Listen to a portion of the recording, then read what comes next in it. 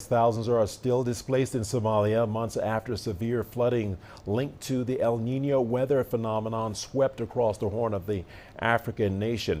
The government and humanitarian agencies continue to help those worst affected, but they say a lack of resources is hampering their effort. CGTN's Mohammed Kaye reports.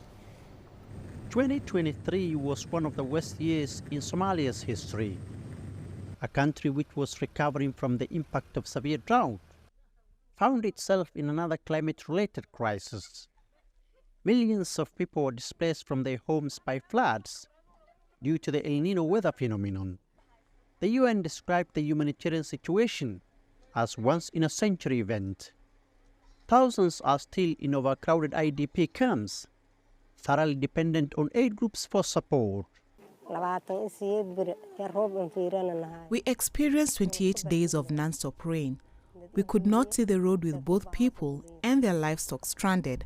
We managed to arrive at this internally displaced center with our children on our backs. The majority of the displaced were farmers like Hawa Adan Ali. The entire hard-earned harvest of the year was wiped out within minutes.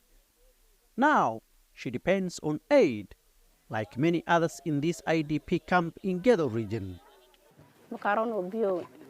Our harvest was destroyed by the water, and the degree and level of water was very dangerous, and we couldn't stay anymore. In the camp, we don't have proper shelter. It is a rainy season, and we need mosquito nets and tents as well as food. The Somalia's Disaster Management Agency, which is coordinating the delivery of much-needed aid to affected populations, has received assistance from partners like China. But that is just a drop in the ocean compared to what is actually needed on the ground. The UN agencies are also warned about the impact of underfunded life-saving projects in affected communities. Providing packages of early response support to those communities that are directly impacted, whether that's support in the areas of food or cash or hygiene or water or sanitation or the other areas that we're focused on.